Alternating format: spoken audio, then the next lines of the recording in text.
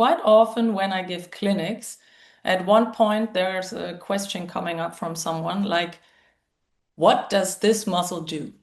Which movement does it initiate? What is it responsible for? And that question sometimes makes me smile, and then I'm like, that's the wrong question. Why is that the wrong question? If we look at what's really happening in the body, we need to think about what's happening when movement is initiated. So a muscle itself, what can muscle fibers do? They can shorten by contracting. So a muscle itself can contract. If we think of what makes a muscle contract, it's actually not the muscle itself which chooses to contract. So we do have, if we think of movement, we have the skeleton, we have like joints, and all our joints are packed in connective tissue layers and ligaments, and we have fascia around all our tissues actually. So through a whole connective tissue system through the whole body.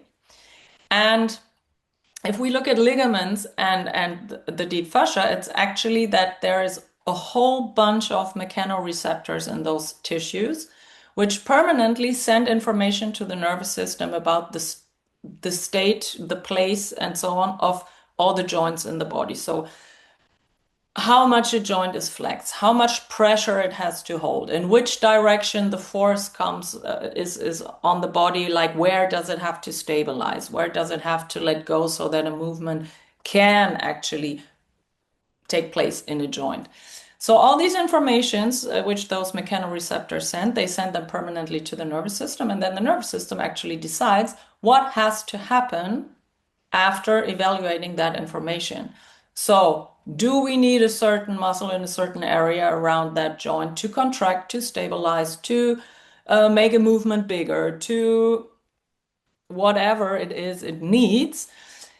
But that information, which then initiates via the nervous system, the muscle to contract, actually does not come from the muscle. It comes from somewhere else.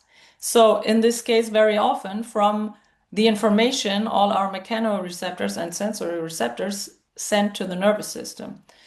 So when we think of movement, asking the question, what does this muscle do, is just not enough to understand what's really happening while moving.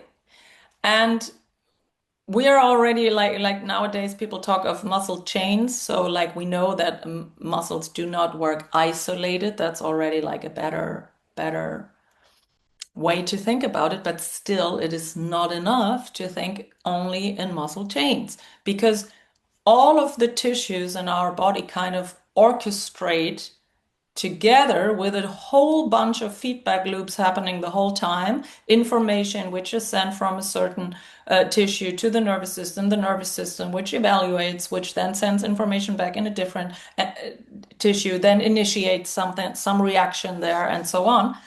So if we want to train our horses, we need to understand how movement is actually happening. Because if we don't have an understanding about how movement is really happening, then we might be very, very wrong about our interpretation of why, for example, our horses do have difficulties with a certain movement and ease with another one. So to really understand what we ask from our horses, we need to understand what's happening inside their body. And if we start to let go of those old ideas of, ooh, this muscle does this and this muscle does this, which is like a nice, easy concept, but it's just wrong. And if we start to let go of that and open ourselves to, wow, there's so much more happening actually. First, it might be a little bit scary because it's so much information. But when we understand that, actually, we will improve the understanding of horse training. We will improve understanding why, for example, with a certain horse, this movement might make sense now at this moment of the education. And for another horse, it might not make sense because, for example, one has stable knees and the other doesn't, or whatever it might be, you know? So